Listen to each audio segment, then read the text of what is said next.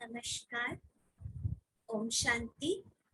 आज तीसरे दिन के सत्र में भी आप सभी का दिल से स्वागत है। परसों और कल हमने जाना था राजयोग मेडिटेशन के फायदे के बारे में और अपना खुद का परिचय के बारे में कि मैं कौन हूँ। तो हमें कल पता चला कि ये शरीर नहीं, मैं आत्मा एक छोटी सी स्टार हूँ, छोटी बिंदु हूँ। आज हम जानेंगे परमात्मा, भगवान, अल्लाह, गॉड जिसको हम कहते हैं, वो कौन है। तो भगवान के बारे में आज हमारे मन में कई सारे प्रश्न आते हैं कि भगवान है कौन, भगवान की क्या जरूरत है हमारी जिंदगी में, भगवान से हमें क्या मिलता है, उनसे हमारा रिलेशन संबंध क्या है, क्या बेनिफिट मुझे प्राप्त होता है। आज कहीं ना कहीं हम विदाउट बेनिफिट कुछ नहीं करना पसंद करते। तो भगवान से हमें अगर बेनिफिट ना मिले तो उनको भी हम याद क्यों करें। तो इन सभी प्रश्नों का उत्तर हमको मिलेगा। तो यहाँ पे दिखाया जा रहा है एक व्यक्ति जो एक आध्यात्मिक नॉवेल या फिर आर्टिकल पढ़ रहे हैं। तो हर कॉलम में उन्हें दिख रहा है भगवान के बारे में हर कोई तरह तरह की बात कही है। जैसे किसी ने कहा है आत्मा ही परमात्मा, किसी ने कहा है ब्रह्म ही आत्मा भगवान है, फिर कहा है भगवान सर्वव्यापी है, फिर कोई कहते हैं कि जो प्रकृति है वही भगवान है, या तो जो 33 कोटि देवी देवता हम मानते हैं वो भगवान है। लेकिन इतना सब कुछ पढ़ने के बाद किसी को भी लग सकता है कि ये जो कुछ भी हम देख रहे हैं ये सब कल्पनाएं हैं, पर भगवान बोल के असल में कुछ होता ही नहीं है। तो हम कंफ्यूज हो गए हैं। तो अब भगवान किसको कहा जाता है, हम वो आइए जानते हैं। जो भी देवी देवता के बारे में हम देखते हैं, हम भगवान के बारे में क्या क्या कहते हैं कि भगवान आप तो सर्वशक्तिवान हो, आप सब कुछ कर सकते हो। लेकिन जब हम देवी देवता की पूजा करते हैं तो कहीं ना कहीं हमें देखने को मिलता है ना कि हर किसी के लिए एक डिपार्टमेंट जैसा डिवाइड कर दिया गया है।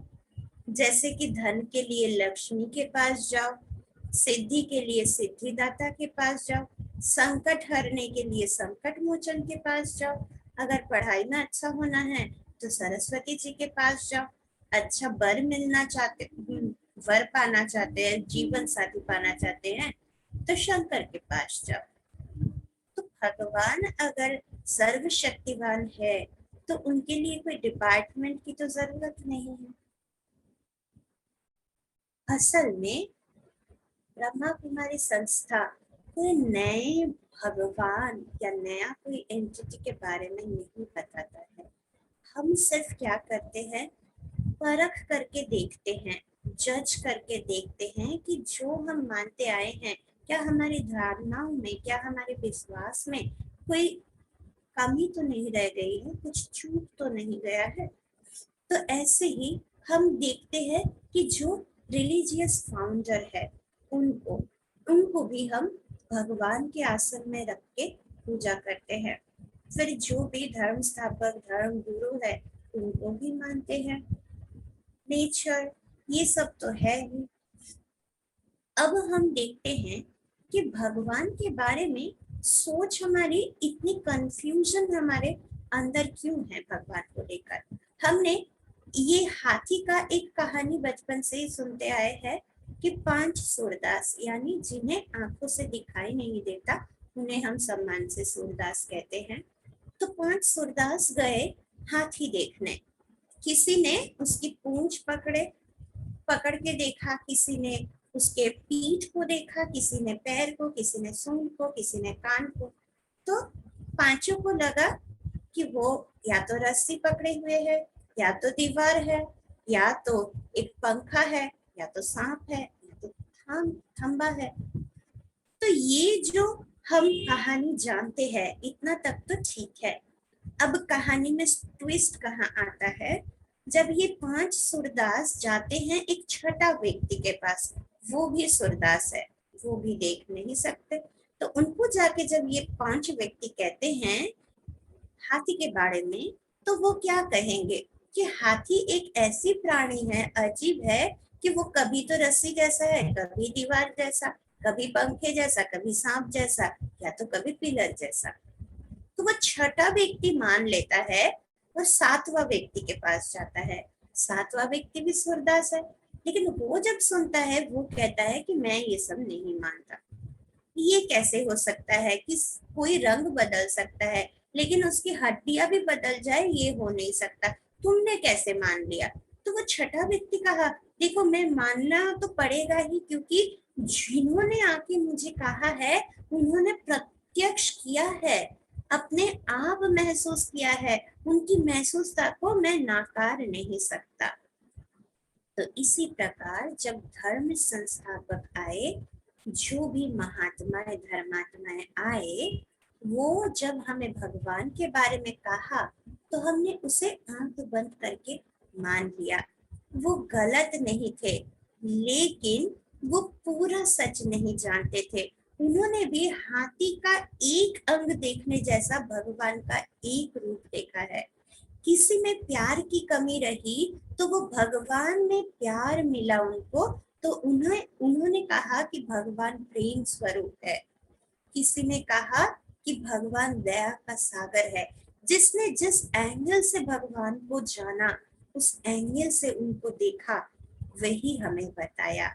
लेकिन सोचिए, आज मेरे बारे में अगर मेरे माता पिता को पूछा जाए तो वो कहेंगे मैं एक बेटी कैसी हूँ। मेरी बहन या भाई को पूछे जाने से वो लोग बताएंगे कि एक बहन के रूप में मैं कैसी हूँ। ठीक इसी प्रकार से दोस्तों से पूछेंगे तो वो दोस्त के रूप में मुझे जितना जानते हैं उतना ही बताएंगे। लेकिन एक दोस्त के रूप में, एक बहन के रूप में, एक बेटी के रूप में मैं कैसी हूँ, मेरे बारे में सिर्फ मैं ही एक्यूरेट और पूरा बता सकती हूँ। तो भगवान भी ऐसे ही अपने बारे में खुद कहते हैं।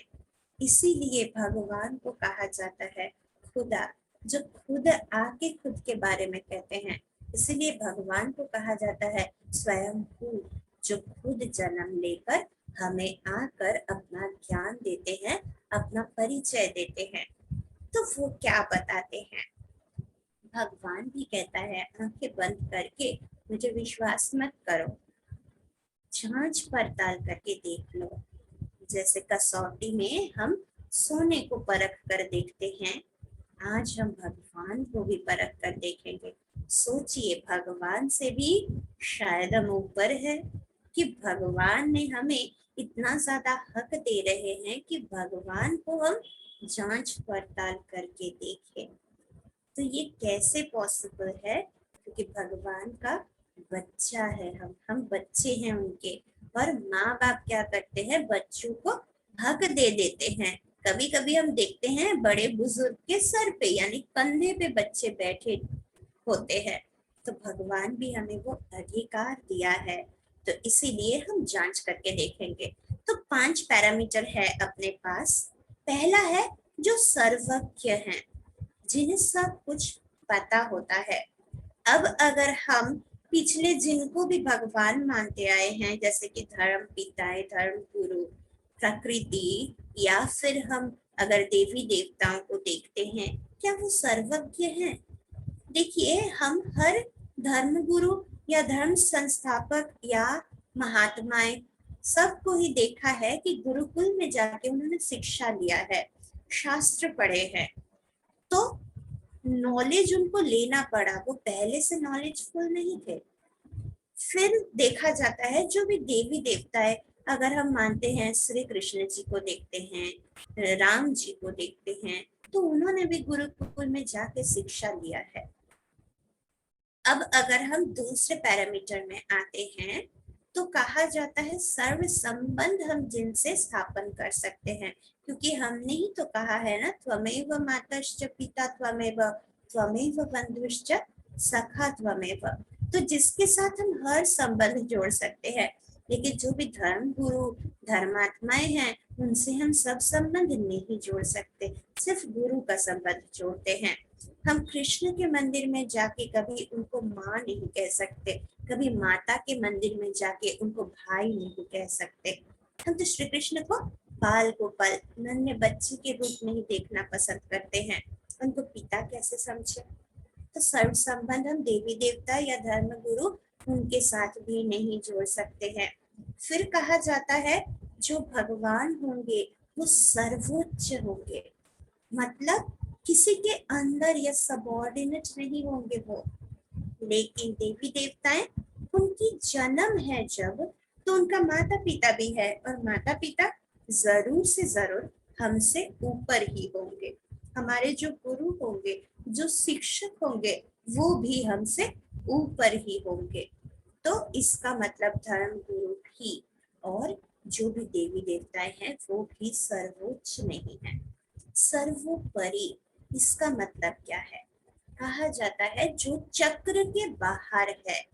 भगवान को हम कहते हैं त्रिकालदर्शी, त्रिनेत्री, अभोक्ता, अकर्ता।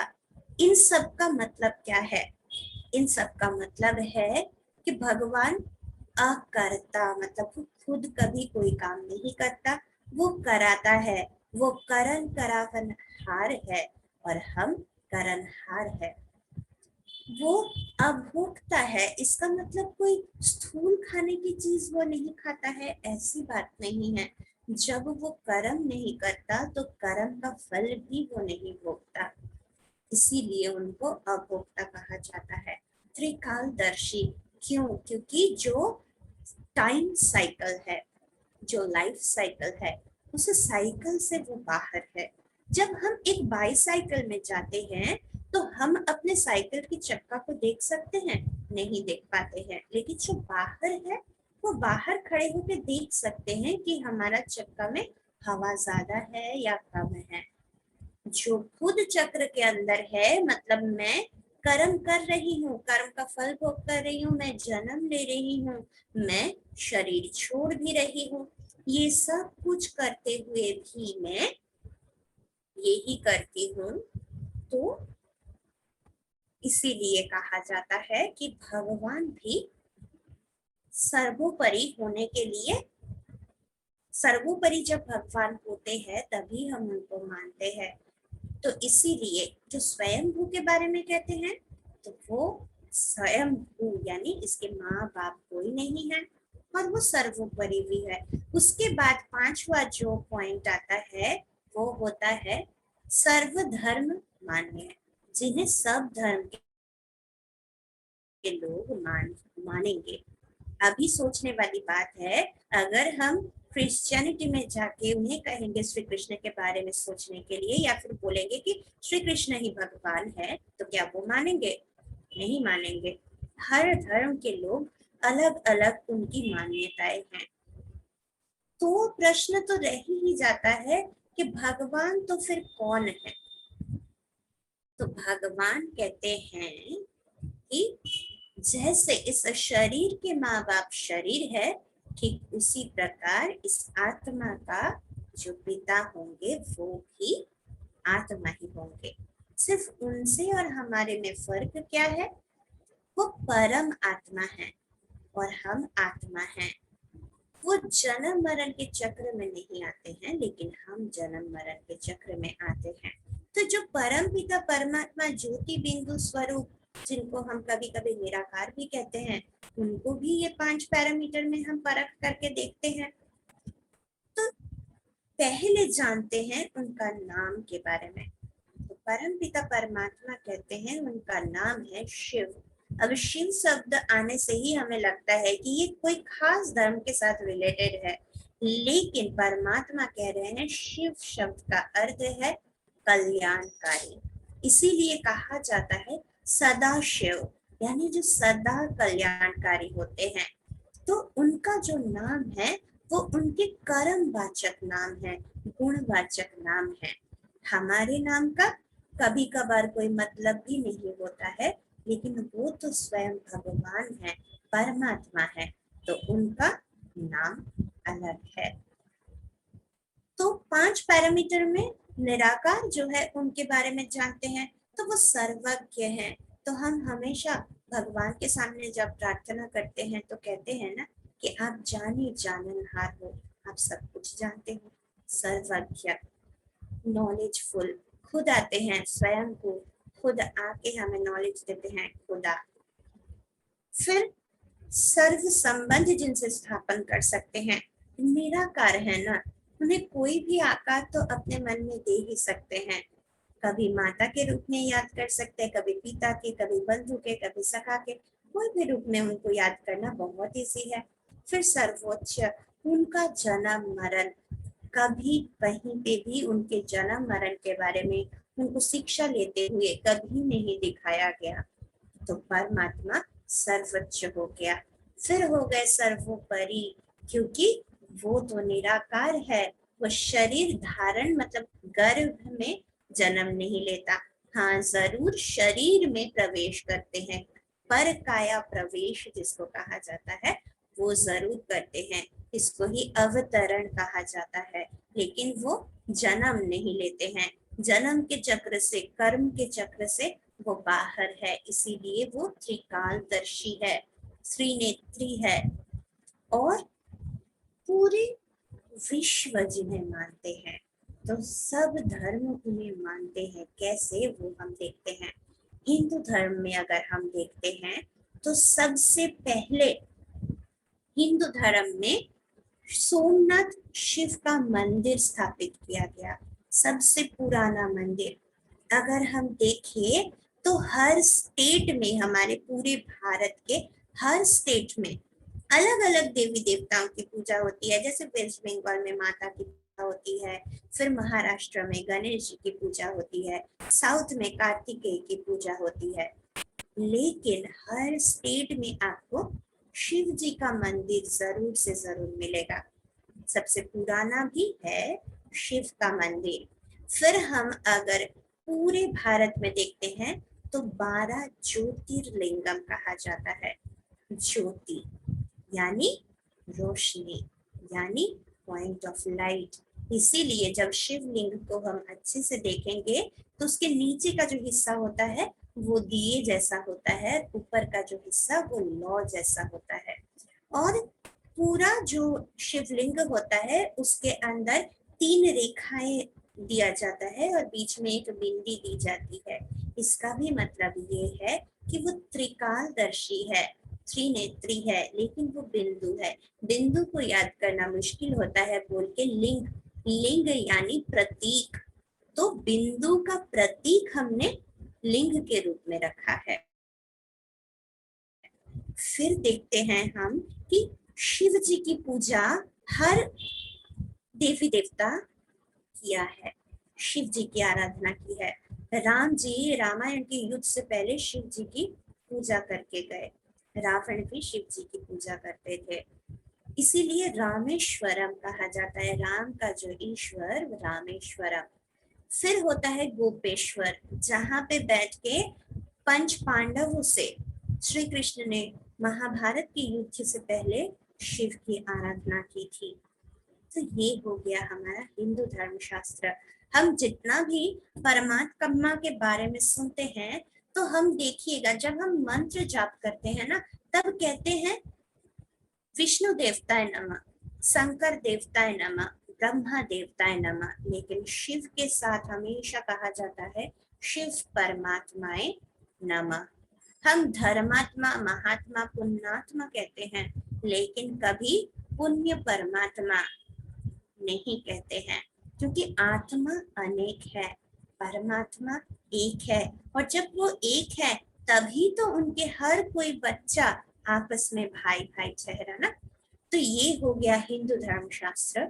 और एक चीज देखने वाली बात है, जब हम परमपिता के बारे में कहते हैं तो सिर्फ शिव जी के साथ ही 3 शब्द इस्तेमाल करते हैं हम, नाथ, बाबा और ईश्वर। जैसे रामेश्वर, गोपेश्वर, भोलेनाथ और शिव बाबा, भोला बाबा, ये तीनों ही शब्द हम यूज करते हैं। लेकिन दूसरे कोई देवी देवता के लिए ये तीनों ही शब्द एक साथ हम यूज नहीं करते हैं। और भगवान शिव का कितने सारे नाम हैं, सारे नाम ही उनके कर्म से रिलेटेड है। जैसे सोमनाथ, जो सोम रस पिलाते हैं, यानी ज्ञान का रस हमें पिला रहे हैं। बबुलनाथ, जो कांटे जैसे हम बन गए हैं, उनसे मुक्ति दिलाने के लिए बबुलनाथ। पशुपतिनाथ, पशुओं को पालन करने वाले हैं हम, पशुपति, उनके जो नाथ है पशुपतिनाथ। अब अगर हम इस्लाम धर्म में जाते हैं तो इस्लाम में हम देखेंगे कि मक्का में जो जाते हैं वो लोग हज करने, तो वहां पे एक छोटा सा पत्थर है जिसे दिखने में जो एकदम शिवलिंग जैसा है, उसे वो लोग चूमते हैं और उसके बाद कहते हैं हज कबूल हो। संगे अश्वत्थ कहा जाता है उस पत्थर को, वो उसको बहुत पुण्य और पवित्र मानते हैं। वो भी ईश्वर को कहते हैं नूर ए खुदा। नूर का शब्द अर्थ है लाइट। अगर हम ख्रिस्त धर्म में जाते हैं तो क्रिश्चियनिटी में भी जीसस क्राइस्ट ने क्या कहा था, God is light, I am the son of God. उन्होंने कभी नहीं कहा कि मैं ईश्वर हूँ। पर इसीलिए जब हम चर्च में जाते हैं तो वहां पे एक बड़ा सा कैंडल होता है और उसके सामने बहुत छोटे छोटे कैंडल्स होते हैं। वो बड़ा कैंडल का मतलब है परमात्मा, और छोटे छोटे कैंडल जो भी उसके सामने रहते हैं उसका मतलब है हम सभी आत्माएं। इसीलिए देखा जाता है जब शिवरात्रि में हम पूजा करते हैं शिव की पूजा, उसके साथ कई सारे शालिग्राम भी होते हैं, छोटे छोटे पत्थर जैसे शालिग्राम। इसका मतलब परमात्मा एक है और आत्माएं अनेक है। शालिग्राम अनेक होता है लेकिन लिंग, शिवलिंग एक होता है। तो गुरु नानक जी वो भी कहते थे एक ओंकार सतनाम। हम शिव जी के साथ कहते हैं ना सत्यम शिवम सुंदरम, और वो कहते हैं सत श्री अकाल। कहीं ना कहीं उसमें भी सिमिलैरिटी है। फिर हम लोग अगर पारसी टेम्पल में जाते हैं तो वो लोग कहते हैं उसे फायर टेम्पल, यानी आग, यानी लौ, यानी ज्योति, लाइट। सब एक ही तरफ इशारा कर रहे हैं कि भगवान जो है वो ज्योति बिंदु है, निराकार है। तो ये इस जो लास्ट कसौटी था उसमें भी खरे उतरे कि सब धर्म जिन्हें मानते हैं। इसीलिए तो कहा गया था गीता में कि सर्व धर्माणि परित्यज्य मामेकम स्वरणम व्रज। इसका मतलब सब धर्म को आप त्याग करके सिर्फ मुझ एक परमात्मा को याद करो, क्योंकि परमात्मा धर्म स्थापन नहीं करता है, धर्म स्थापन हम करते हैं। क्यों करते हैं? क्योंकि जब हम हमारे आपस में मतभेद होता है तब हम अलग हो जाते हैं। तो इसीलिए हमने जाना कि भगवान, उनका नाम है शिव। उनका भी अगर बायोडेटा देखें हम इस हिसाब से, तो उनका भी जो फॉर्म है वो है ज्योति बिंदु निराकार स्वरूप। वो क्या करते हैं? वो ज्ञान देते हैं, नॉलेजफुल है, विजडम कीपर है। वो क्या करते हैं? वो आके हमें पतित से पावन बनाते हैं। वो त्रिलोकीनाथ है, वो हमें दिव्य गुण को धारण करने में हमें मदद करते हैं, हमारे अंदर की दिव्यता को वो निखारते हैं। वो हमें मुक्ति देते हैं। हम मुक्ति चाहते आए हैं ना हमेशा से कि भगवान इस सब से हम छूट जाए, तो वो हमें मुक्ति देने आए हैं। वो त्रिमूर्ति का निर्माता है, ब्रह्मा विष्णु शंकर का निर्माता है। वो ऑलमाइटी यानी सर्वशक्तिवान है। वो स्वर्ग का रचयिता है, वो सृष्टि का रचयिता है। इसीलिए हम कहते हैं जिनकी रचना इतनी सुंदर, वो कितना सुंदर होगा, क्योंकि हम उनके इतने सुंदर रचना है। तो आत्मा और परमात्मा में कुछ तो सिमिलरिटीज है। दोनों ही निराकर है, दोनों ही चैतन्य स्वरूप है, दोनों ही बिंदु है, दोनों ही अविनाशी है, और दोनों ही स्वयं प्रकाशित है, यानी वो खुद लाइट है। लेकिन आत्मा और परमात्मा में फर्क भी होता है। क्या फर्क होता है?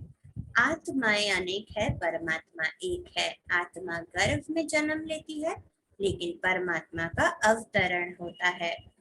आत्मा देहधारी है, वो देह धारण करते हैं, लेकिन परमात्मा देह से न्यारे हैं। आत्मा भोगता है, कर्म करता है, कर्म का फल भोगता है, और परमात्मा अभोक्ता है। आत्मा जन्म मरण के चक्र में आती है, परमात्मा जन्म मरण चक्र से रहित है। परमात्मा के बारे में हम जब कहते हैं तो कोई कोई कहते हैं कि आप इतना अच्छा काम करो जो आप भगवान बन जाओ, लेकिन परमात्मा कहते हैं कि भगवान ये कोई पोस्ट पोजीशन नहीं है जो हम कोई ऐसा कर्म करे कि मुझे प्रमोशन मिल जाए और मैं भगवान बन जाऊं। ये पॉसिबल नहीं है। फिर कोई कहते हैं हम भगवान के अंश है, आत्मा परमात्मा का अंश है, उससे निकला है, उसी में जाके लीन हो जाएगा, जैसे सागर से बुदबुदा निकलता है और उसी में समा जाता है। लेकिन भगवान कहते हैं आप मेरे वंश हो, मेरा अंश नहीं। वंश और अंश में काफी फर्क है। देखिए, अंश का मतलब होता है टुकड़ा टुकड़ा, छोटा सा टुकड़ा। भगवान, उनको हम कहते हैं आप अखंड ज्योति स्वरूप हो।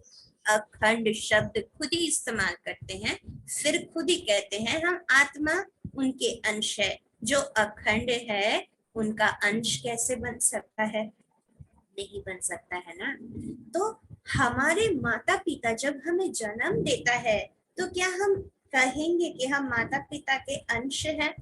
उन्होंने मुझे तैयार किया है, हो सकता है कि मेरी माँ ने अपने खून से मुझे सींचा है, लेकिन फिर भी मैं उनकी अंश नहीं हूँ। आज जब मेरा हाथ कटता है उन्हें मन में दर्द होता है, लेकिन फिजिकल पेन वो नहीं महसूस करते हैं।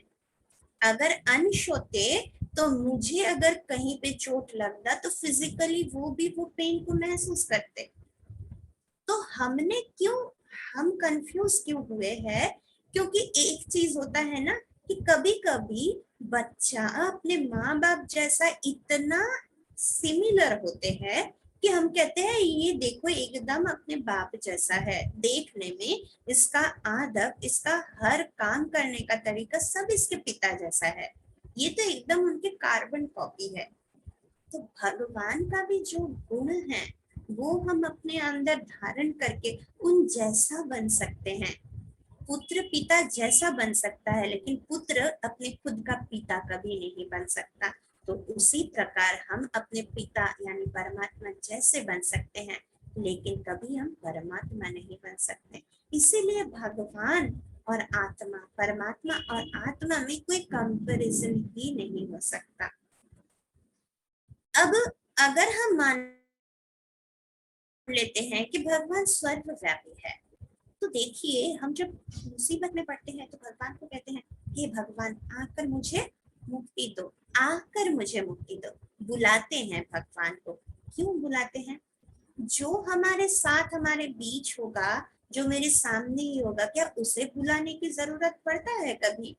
जो हमसे काफी दूर होता है उनको ही हम पुकार के बुलाते हैं ताकि उनके कान में वो जाए। अगर आत्मा में परमात्मा हमारे साथ होते हैं, या फिर हम कहते हैं यहीं पे आत्मा और परमात्मा दोनों इकट्ठा रहते हैं, तो जब हम बीमार पड़ते हैं, कौन बीमार पड़ता है, आत्मा या परमात्मा? अगर एक दूसरे में जब लड़ाई होती है और परमात्मा हमारे सामने खड़े होते हुए भी हमारी लड़ाई बंद नहीं करते, अरे भगवान तो सर्वश्रेष्ठ है। हम खुद इतने नीच पापी हो के भी अगर हमारे सामने हमारे दो बच्चे लड़ाई करते हैं आपस में, खुद के बच्चे भी ना हो, अगर राह चलते भी हम देख लेते हैं दो बच्चा आपस में झगड़ा कर रहे हैं, तो हम जाके बोलते हैं ना बच्चे क्यों लड़ रहे हो, मत लड़ो ना। लेकिन भगवान देख रहा है साक्षी होके कि एक दूसरे को मार रहे हैं, पीट रहे हैं, कितना अत्याचार कर रहे हैं। तो असल में ऐसा क्यों हुआ? यहाँ पे भी वही एग्जाम्पल आता है। जब हम बहुत गहरे प्यार में होते हैं, कोई आशिक होता है, कोई माशूक होता है, प्रेमिक प्रेमिका होता है, तो प्रेमिका हर वक्त अपने प्रेमी के बारे में सोचती रहती है।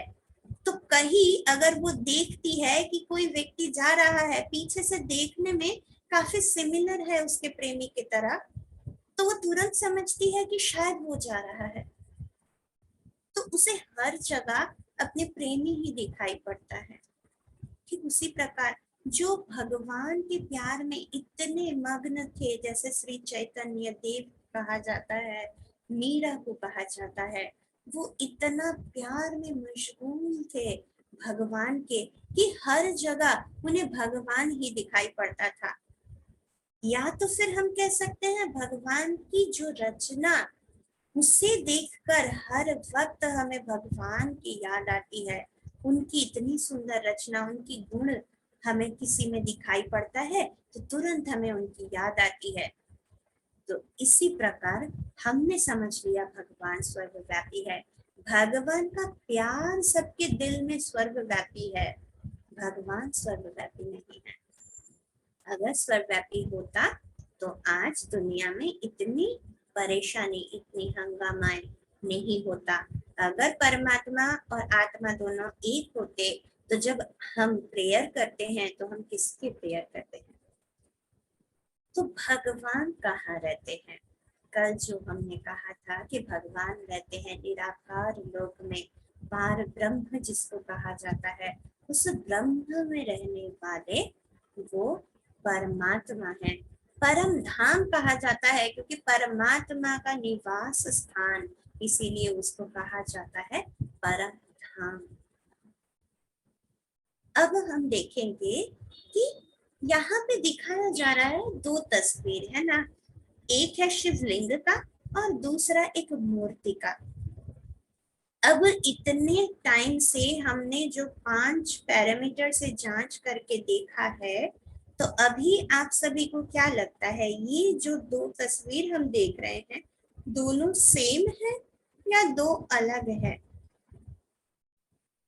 आप लोग यस और नो, अलग है यस लिखेंगे, अलग नहीं है तो नो लिखेंगे। तो चैट बॉक्स में जल्दी से आप हमें आंसर दीजिए कि ये दोनों क्या सेम है। सेम है तो यस लिखिए, ओके, सेम है तो यस लिखिए, और अगर सेम नहीं है दोनों, तब हम नो लिखते हैं। ओके, दोनों नो जिन्होंने लिखा है, मैं समझती हूँ वो कह रहे हैं कि दोनों सेम नहीं है। चलिए, दोनों सेम नहीं है, जरूर दोनों सेम नहीं है। अब कैसे दोनों सेम नहीं है वो भी हम देख लेते हैं। एक है परमात्मा निराकार, हमने कहा कि जो निराकार है वो शरीर धारण नहीं करते हैं, लेकिन यहाँ पे जिनको दिखाया जा रहा है वो है शंकर। शंकर जी कहते हैं ना, तो शंकर जी भी आपका देह धारण किया हुआ है, देह में वो है। फिर हम क्या देख रहे हैं, एक तो अशरीरी है और दूसरे शरीरधारी है। एक देव आत्मा है, एक परम आत्मा है।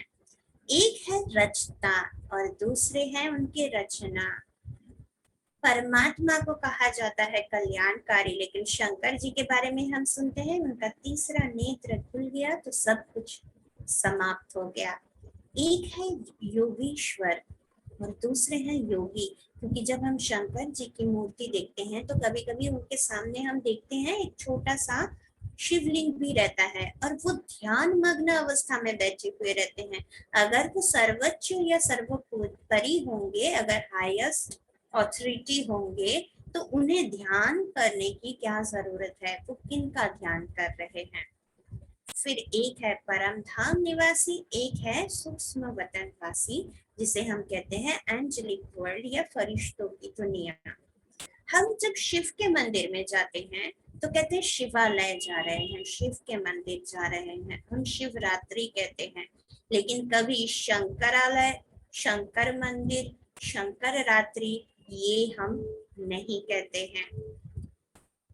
तो इसी से पता चलता है। लेकिन कभी कभी हम कहते हैं ना शिव शंकर, तो हम समझ लिए हैं कि शिव शंकर माने एक ही व्यक्ति, एक ही एंटिटी।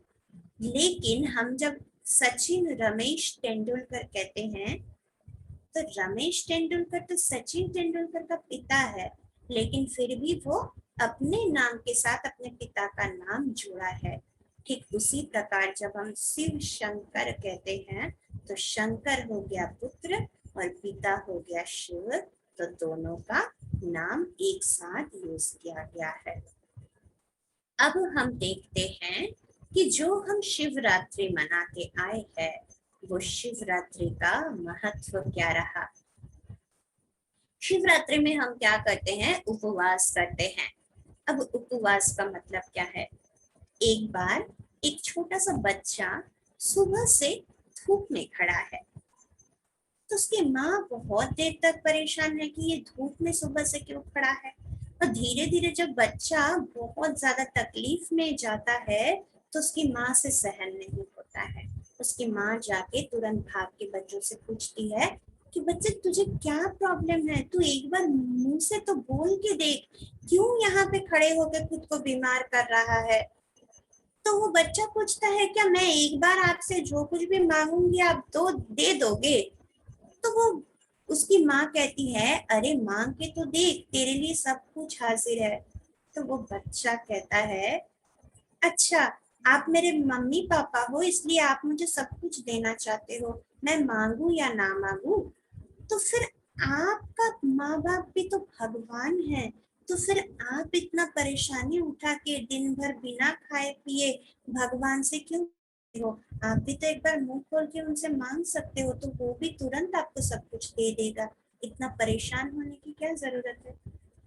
तो कहीं ना कहीं ये सबसे बड़ा क्वेश्चन है हमारे सामने कि कभी क्या भगवान ने हमें आकर कहा है कि आप उपवास करो दिन भर, तभी मैं प्रसन्न होऊंगा। अरे भगवान तो रहम दिल है, दया का सागर है। हम कहते हैं वो कैसे देख सकता है उसके बच्चे इतने तकलीफ में है, इतने दुखी है, नहीं देख सकता है। तो फिर उपवास क्या चीज है। तो भगवान कहते हैं उप शब्द का अर्थ होता है निकट यानी पास। तो भगवान कहता है मेरे पास रहो हमेशा, अपने मन बुद्धि से हमेशा मुझे साथ रखो। उपवास, उपवास में हम क्या करते हैं, कोई भी तला भुना चीज नहीं खाते हैं, सात्विक भोजन करते हैं। तो उपवास से पहले जो सात्विक भोजन होता है, मन के लिए भी भगवान कह रहे हैं सात्विक भोजन करो। और जो भी तमो प्रधान भोजन है मन का, उससे उपवास करो, उसे छोड़ दो। यानी नेगेटिव थिंकिंग, वेस्ट थिंकिंग, इससे खुद को हटा लो, खुद के मन को हटा लो। फिर हम क्या करते हैं, रात्रि जागरण करते हैं। रात्रि जागरण मतलब क्या होता है, सेल्फ अवेयरनेस, अंधेरे से रोशनी की तरफ जाना। मैं आत्मा हूँ, परमपिता परमात्मा की संतान हूँ। इस दुनिया में जो कोई भी इंसान है वो सभी आत्माएं हैं, कोई गलत नहीं है। हर कोई अपना अपना पार्ट, अपना अपना रोल प्ले कर रहा है। ये जो सेल्फ अवेयरनेस है, यही तो रात्रि जागरण है। यानी अंधेरे में, अंधेरे से आप जाग रहे हो, सेल्फ कॉन्शियस हो रहे हो, सोल कॉन्शियस हो रहे हो। फिर क्या दिया जाता है, उन्हें दूध और पानी चढ़ाया जाता है। क्यों, कहते हैं कि शिव जी बहुत गुस्से में रहते हैं, उन्हें शांत करना है, ठंडा करना है। अरे भगवान में अगर अवगुण होगा तो क्या भगवान की पूजा हम करेंगे। घर वाले कोई अगर गुस्सा करते हैं, क्या हम उनकी प्रार्थना करते हैं, उनके सामने जाके उनकी पूजा करते हैं, नहीं ना। तो भगवान कैसे हमें ये सिखा सकते हैं। तो पानी और दूध का मतलब है स्वच्छता। स्वच्छ दिल बनाओ, साफ दिल बनाओ, और फिर उस दिल को भगवान को अर्पित कर दो। इसका मतलब है दूध और पानी उनको चढ़ाना। फिर हम देखते हैं कि हर कोई देवी देवताओं को हम पैर में फूल चढ़ाते हैं, लेकिन शिव जी के सर पे क्यों चढ़ाते हैं? इसका मतलब है कि अगर हम कोई पौधा लगाते हैं तो बीज को मिट्टी के नीचे डालते हैं और बीज के ऊपर पानी डालते हैं। तो ये पूरी सृष्टि रचना का जो बीज रूप है वो है परमपिता परमात्मा। इसीलिए बीज के ऊपर ही पानी चढ़ाना पड़ता है ताकि उस बीज से जो इस सृष्टि झाड़ है ना, उन सब को पुष्टि मिले। तो इसीलिए भगवान के यानी शिव जी के सर पे चढ़ाया जाता है। शीतलता की भी प्रतीक है पानी और दूध। और कहा जाता है, एक साइंटिफिक रीजन भी है, जहाँ शिव जी का मंदिर होता है वहां पे कॉस्मिक एनर्जी बहुत ज्यादा होती है और कॉस्मिक एनर्जी बहुत पावरफुल होता है। उसे कंट्रोल करने के लिए पानी चढ़ाना बहुत आवश्यक होता है। इसलिए वो धारा धारा करके जो एक एक बूंद हम डालते हैं उसका प्रचलन है। फिर दिखाया जाता है उन्हें 3 बेलपत्र चढ़ाया जाता है, एक भी अगर कम हुआ तो चलेगा नहीं। क्यों? क्योंकि इसका अर्थ ये है, तात्पर्य ये है कि वो ब्रह्मा विष्णु शंकर जी की रचयिता है। उसी के साथ साथ वो त्रिकालदर्शी है, त्रिनेत्री है। तो ये समझाने के लिए, क्योंकि हर चीज का कोई राज होता है जो राज हमको इतना दिन तक पता नहीं था। फिर सभी देवी देवताओं को सुंदर सुंदर फूल चढ़ाया जाता है, सुंदर सुंदर फल चढ़ाया जाता है, लेकिन उनको ऐसा फूल दिया जाता है जिसमें कोई सुगंध नहीं है, वो विषैला है। फल भी ऐसा दिया जाता है जो कांटा युक्त है, विषैला है। तो इसका तात्पर्य क्या है? हमारा बच्चा जब होता है तो हम बच्चे को कहते हैं तू तो मेरा फूल जैसा बच्चा है। तो परमात्मा के लिए भी हम सभी आत्माएं फूल जैसे हैं। लेकिन प्रॉब्लम ये है कि आज हमारे अंदर जो वैल्यूज है वो है हमारी खुशबू। वो वैल्यूज अब नहीं रही, यानी हम में भी खुशबू नहीं रही। क्योंकि कहीं पे भी हम जाते हैं, क्या हम खुशियां फैलाते हैं, खुशियां बिखरते हैं? नहीं बिखरते, लोगों को परेशानी देते हैं, लोगों को टेंशन दे के आते हैं। तो भगवान कह रहे हैं आप मेरे लिए फूल ही हो, हमेशा फूल ही रहोगे, लेकिन खुद को मुझ पर समर्पित कर दो। फिर भगवान कहते हैं कांटा युक्त फल। हम कहते हैं मेरा बच्चा यानी मेरा फल है, मेरा वंशज है। तो भगवान के लिए भी हम तो फल ही बने, लेकिन कांटा युक्त बन गए। कैसे कांटा युक्त बन गए? देखिए, भगवान ने जो हमें जीभ दिया था ना, उसमें कभी हड्डी नहीं दी, क्योंकि उन्हें भी पसंद था जीभ नरम हो, उससे ऐसे शब्द ना निकले जो तीर की तरह हमें चुभे। लेकिन आज ये जीव ऐसा हो गया है कि कोई व्यक्ति को सुसाइड तक करने के लिए भी मजबूर कर दे रहा है। तो ये तो कांटा ही चुभाना हुआ ना। तो हम आज एक दूसरे को कांटा चुभाते हैं। हम कभी कभार कहते हैं कि देखो, जिन पे हमारा अधिकार होता है उन्हें हम डांट सकते हैं, उन्हें हम कह सकते हैं, लेकिन जब राह चलते हम जाते हैं, बस ट्राम में जाते हैं, अचानक से कोई व्यक्ति आके हमारे पैर पर पैर रख दिया, उनको हम ना जानते हैं ना पहचानते हैं, ना उन पे हमारा कोई अधिकार है। हमारा पहला एक्सप्रेशन और पहला शब्द क्या निकलता है? अरे देख के नहीं चल सकते। हम ये समझने की कोशिश कभी क्या करते हैं कि वो व्यक्ति कौन से मुसीबत में या फिर कौन से परिस्थिति में है कि उसे इतना ध्यान तक नहीं रहा कि वो किसी के पैर के ऊपर खड़ा हो गया।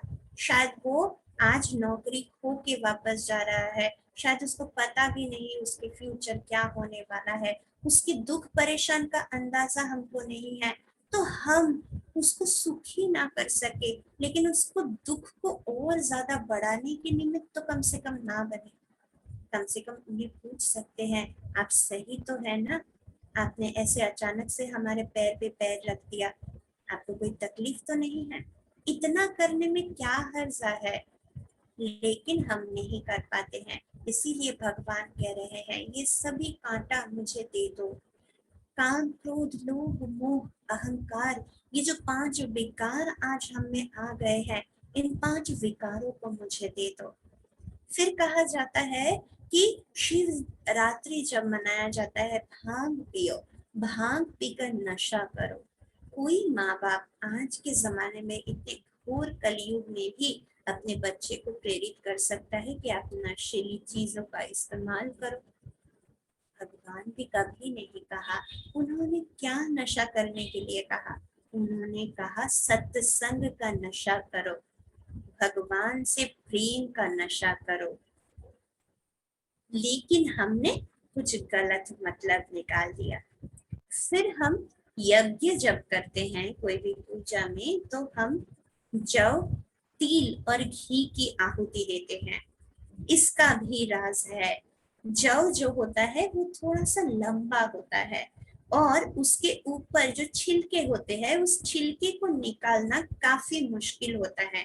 छिलका निकलता ही नहीं, और अगर आप निकलते जाइए तो वो निकलता ही जाएगा, निकलता ही जाएगा, बीच में कुछ रहता नहीं है, बाकी अवशेष नहीं रहता है।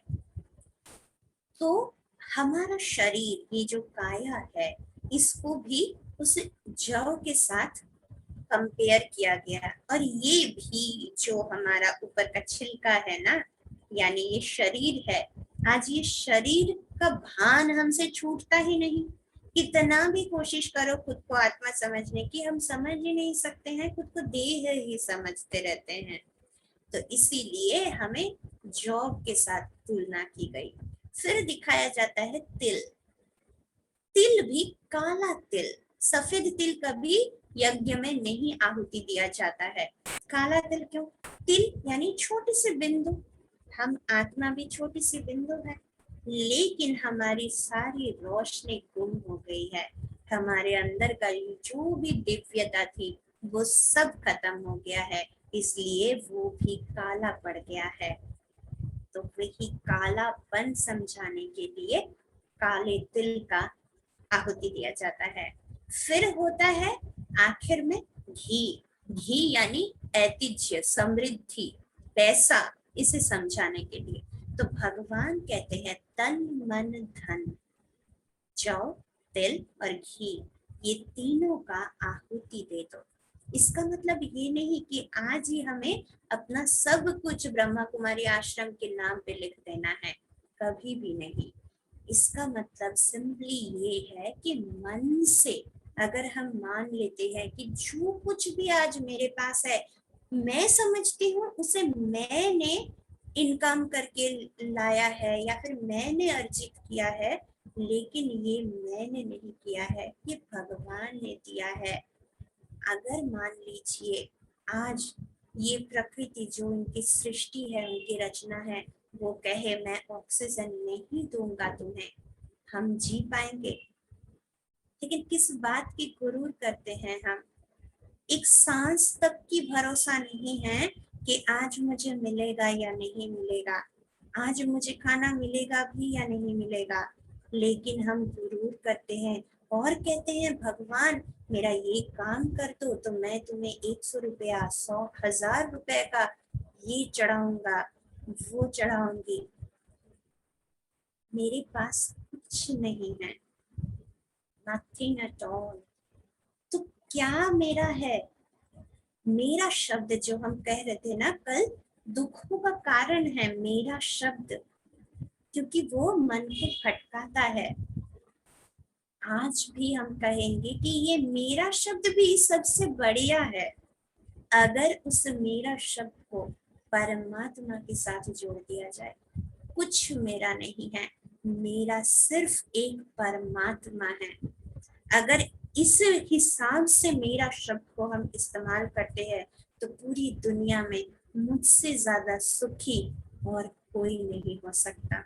तो आज से हम मेरे शब्द को अमर शब्दों के भगवान के साथ जोड़ देते हैं।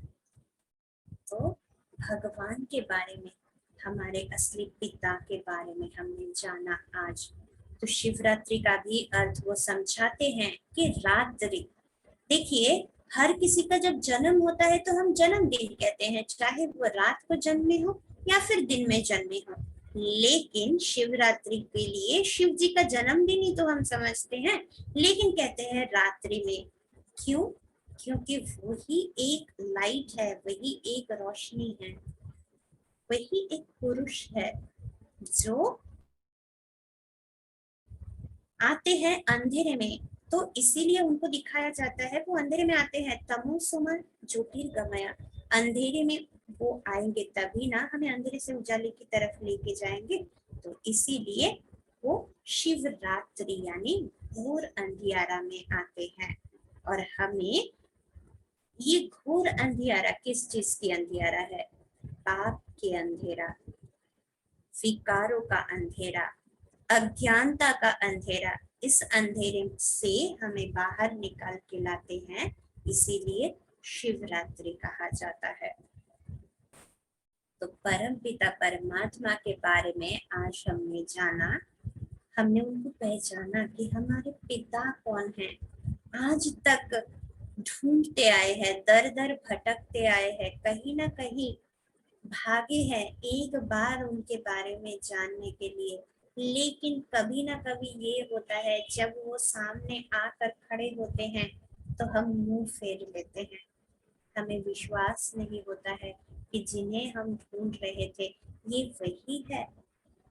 जाते हैं तो वो कह रहे हैं कि आपके इंतजार में मैं बहुत दिन तक रहा हूँ, आज आपको खुद का परिचय दिया, अब तो मेरे पास आ जाओ।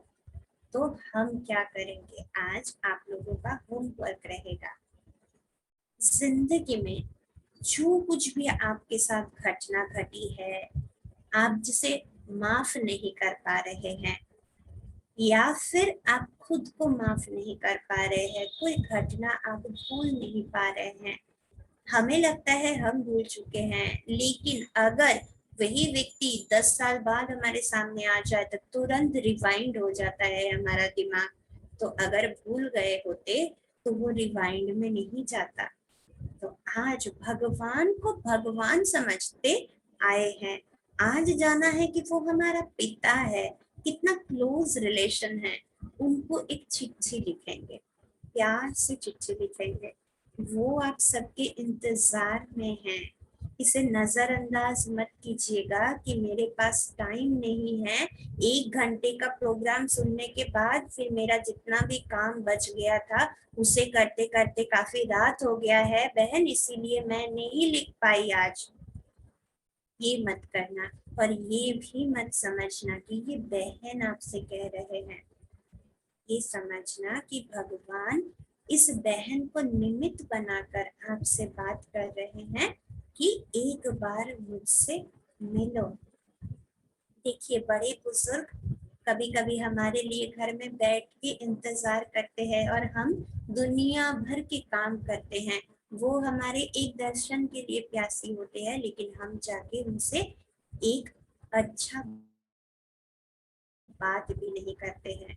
तो कहीं ना कहीं भगवान के साथ भी हम ऐसा ही रिश्ता बना चुके हैं, जब हमें जरूरत पड़ती है तब भाग के उनके पास जाते हैं, लेकिन दिन भर में एक बार उनको शुक्रिया अदा करने का हमारे पास मिनिमम टाइम नहीं होता है। तो आज रात को हम उनको लिखेंगे, प्यारे बाबा, मीठे बाबा, कह के अपने दिल की सारी बातें उनको सुनाएंगे। और उसके बाद अगर आपको लगता है कि वो चिट्ठी आपका बहुत ही ज्यादा पर्सनल है, आप रख नहीं सकते अपने पास, तो उसे आप जला सकते हैं। और जब जलाएंगे तो सोचेंगे कि मेरे दिल से वो निकल कर स्वाहा हो गया। फिर आप देखिएगा कि आपको कितना हल्का महसूस होता है। खुद को माफ करना भी एक बहुत बड़ी बात है। हम कभी दूसरों को माफ कर देते हैं लेकिन खुद को माफ नहीं कर पाते हैं। इसीलिए ही तो हम इतना बार कहते हैं ना, मेरे साथ ऐसा क्यों है, मेरा ही ये है, मैं कभी कोई काम ठीक से नहीं कर पाती हूँ, मुझसे कुछ ठीक नहीं होता है, मेरे साथ जो भी आते हैं उनके लिए भी मैं खतरा बन जाती हूँ। ये जो आदि आदि हम कहते रहते हैं, इसका एक ही मतलब है, हम खुद को खुद ही स्वीकार नहीं कर पाए। लेकिन भगवान, मैं जो हूँ, जैसी हूँ, वैसे हमें स्वीकार करते हैं, हमें प्यार देते हैं, तो हम उस प्यार का सम्मान करेंगे। पहली बार वो कह रहे हैं कि तुम्हारे शब्द सुनने के लिए मैं इंतजार कर रहा हूँ, तो सभी मिलके उनको प्यार से दिल की बात सुनाएंगे चिट्ठी लिखकर। फिर से कहेंगे कि कोई भी एक्सक्यूज मत दीजिएगा, क्योंकि भगवान के सामने कोई एक्सक्यूज काम नहीं आता है। अगर जब मुसीबत में हम भगवान को पुकारते हैं और वो एक्सक्यूज दे दे कि मेरे पास टाइम नहीं है बेटा, बहुत सारे लोग कतार में हैं, उनको देते देते मेरा टाइम निकल गया, तुम्हें मैं कुछ नहीं दे सकता, तो कैसा महसूस होगा हम। इसीलिए हम जरूर से जरूर उनको चिट्ठी आज लिखेंगे। और अभी हम 2 मिनट मेडिटेशन करेंगे, तो सभी रीढ़ की हड्डी सीधी करके बैठेंगे। ओम शांति। अपने ध्यान को चारों तरफ से समेट लीजिए और अपने शरीर को एकदम ढीला छोड़ दीजिए, एकदम ढीला। और अपने ध्यान को अपने दो भ्रुकुटी के बीच एकाग्र करते हैं। मैं आत्मा अति सूक्ष्म ज्योति बिंदु हूँ। मैं असीम शक्तिशाली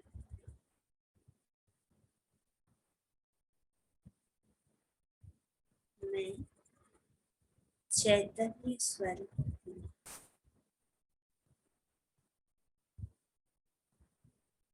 मैं ही सत चित आनंद स्वरूप।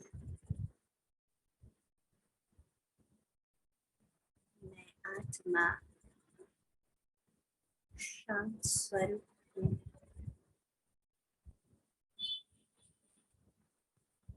मैं इस शरीर को जलाने वाली शक्ति हूँ।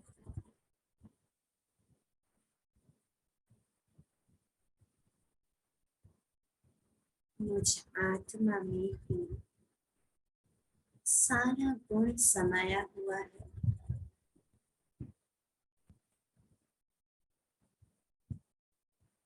मैं आत्मा पावन थी, पवित्र थी, लेकिन आज मैं पतित बन चुकी हूँ। लेकिन आज मेरा पिता आया है मेरे सामने। प्यार से उन्हें हम शिव बाबा कहते हैं।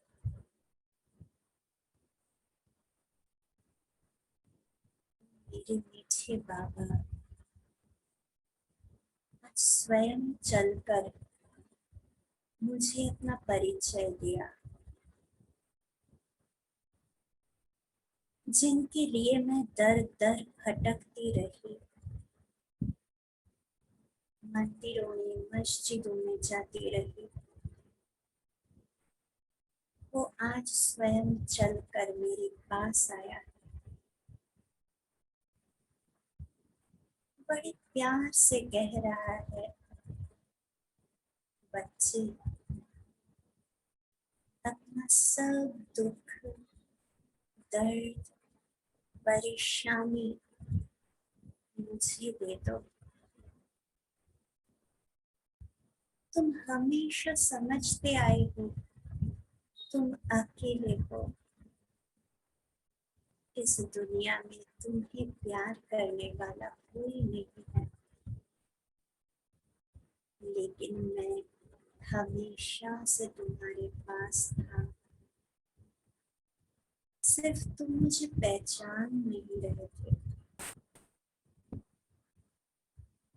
आज मुझे तुमने पहचाना, हमेशा मेरे साथ रहना,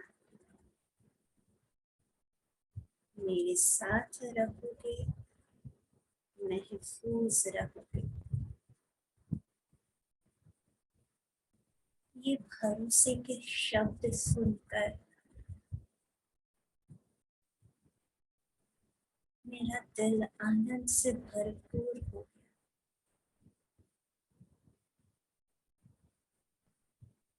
मैं निश्चिंत अनुभव कर रही हूँ। कंधे से एक बड़ा बोझ उतर गया। सच में मैं इतनी सौभाग्यशाली हूँ जो भगवान आके मेरा बोझ उठाने के लिए तैयार है। मैं गहरी शांति का, सुख का, प्यार का अनुभव कर रही हूँ। और ये जो खुशी मुझे मिली आज, इसे मैं बरकरार रखूंगी और दूसरे आत्माओं तक ये खुशी जरूर से जरूर पहुंचाऊंगी।